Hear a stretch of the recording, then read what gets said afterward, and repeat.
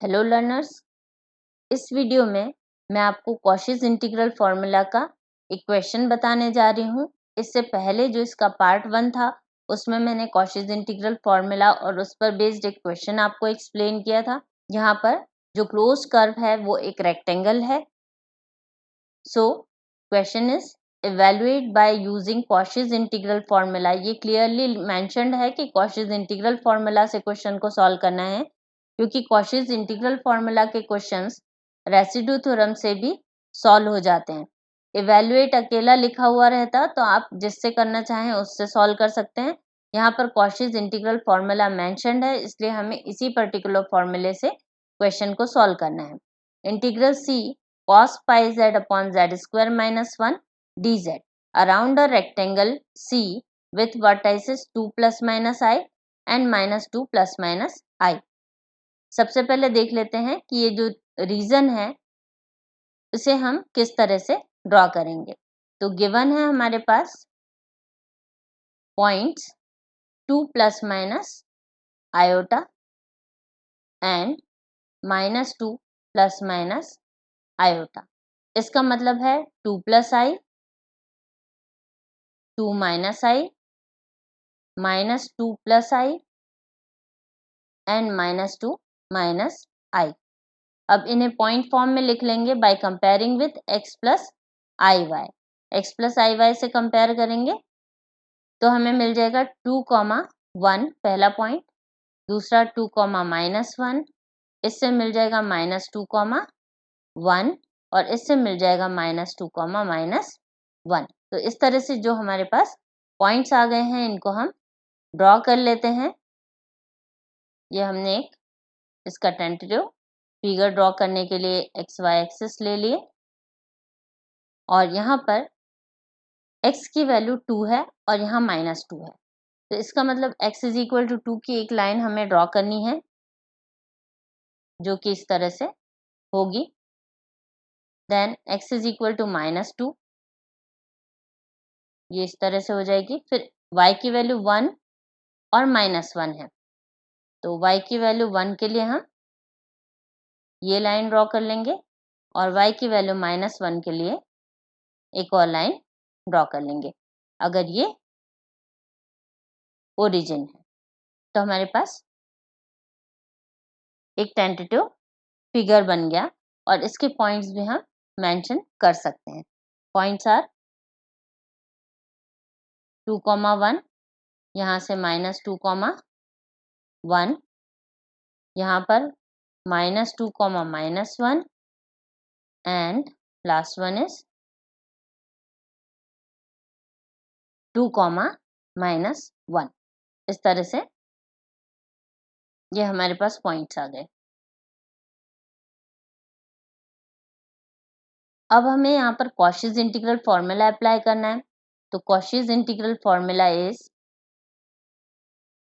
Integral C function of z upon z minus a dz is equal to 2 pi i into function of a। यहाँ पर z is equal to a पर function analytic नहीं है, तो सबसे पहले हमें चेक करना होगा कि हमारे गिवन पॉइंट्स इस रेक्टेंगल के अंदर हैं या बाहर हैं। तो checking singular points z square minus 1 is equal to 0 and it will imply z minus 1 into z plus 1 equal to 0। a plus b a minus b is equal to a square minus b square होता है।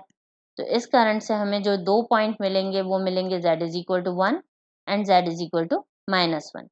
xy plane में इनकी point की position होगी 1, 0 और minus 1, 0 are points. अब ये point अंदर हैं या बाहर ये चेक कर लेते हैं। तो यहाँ पर 2 है तो ये 2, 0 है, ये पॉइंट 2, 0 है और यहाँ पर माइनस 2 है, इस कारण से ये पॉइंट माइनस 2, 0 है। अब हमारे पास है 1, 0, तो 1 यहाँ पर कहीं लाई करेगा एक्स एक्सिस पर। तो इस पॉइंट को मैं मेंशन कर देती हूँ 1, 0। और इसी तरह से यहाँ पर जो पॉइंट है इट इज -1, 0। तो ये 2 पॉइंट्स हमारे पास आए हैं और ये दोनों पॉइंट इनसाइड है, तो हम लिख लेंगे बोथ इनसाइड C। ये पूरा रीजन जो है ये close region, it is denoted by C। और अगर पॉइंट इनसाइड हैं तो आउटसाइड होते तो एक ही पॉइंट के लिए हमें थ्योरम लगाना होता, तो पार्शियल फ्रैक्शन की ज़रूरत नहीं होती। लेकिन यहाँ पर हमें पार्शियल फ्रैक्शन करके सिंप्लीफाई करना पड़ेगा, देन हम 1 बाय 1 पॉइंट्स पर थ्योरम अप्लाई कर सकते हैं using partial fractions 1 upon z square minus 1। इसको हम लिख सकते हैं 1 upon z minus 1 into z plus 1,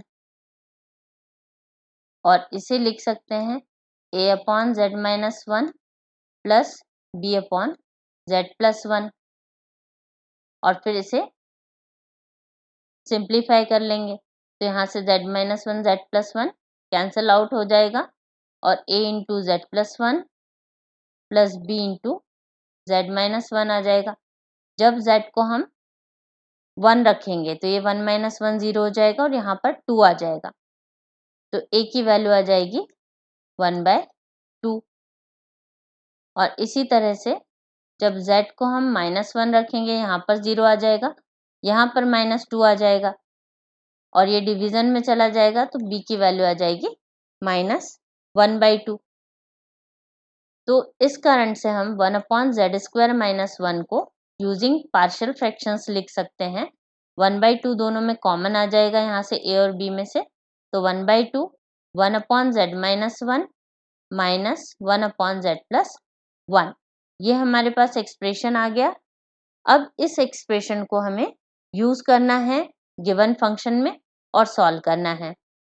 now according to question, integral given is integral c cos pi z upon z square minus 1 into d z, और इसे हम लिख सकते हैं 1/2 कॉमन में लिख सकते हैं और इंटीग्रल को 2 पार्ट में लिख सकते हैं, तो cos pi z upon z minus 1 D Z minus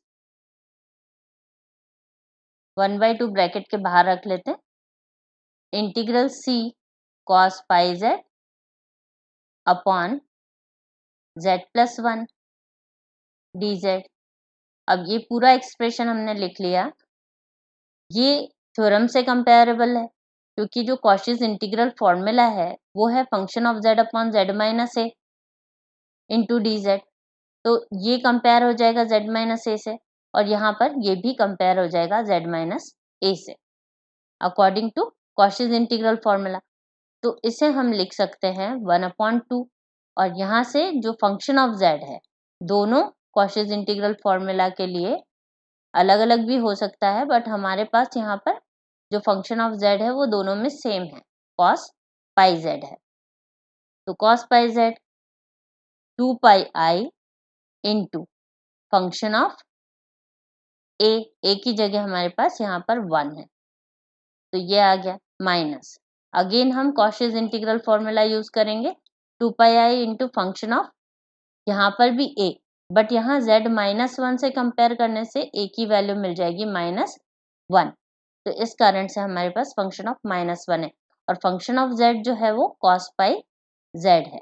तो फाइनली इसके अंदर हमें वैल्यू डालनी है, तो 1/2 2 pi i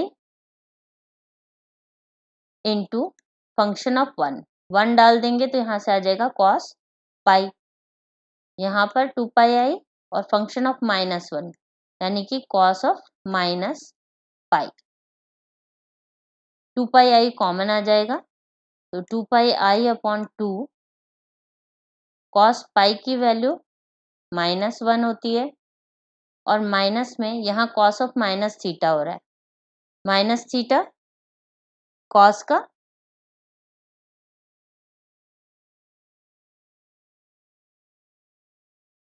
cos of minus theta is equal to cos theta होता है एंड कॉस पाई जो होता है उसकी वैल्यू होती है -1। ये दो कॉन्सेप्ट हम यूज कर रहे हैं। तो कॉस में माइनस थीटा कॉस थीटा हो गया, यानी कि कॉस पाई हो गया, कॉस पाई की वैल्यू हो गई -1। तो यहाँ से -1 और ये माइनस का साइन मिलकर ये हो गया +1 और ये कॉस पाई -1 हो गया। तो -1 +1 कैंसल आउट हो गए एंड फाइनली वी गेट 0। तो 0 is our answer for this particular question. Next video में मैं आपको कॉशीज इंटीग्रल फॉर्मूला के और कुछ क्वेश्चंस बताऊंगी। Thanks for watching.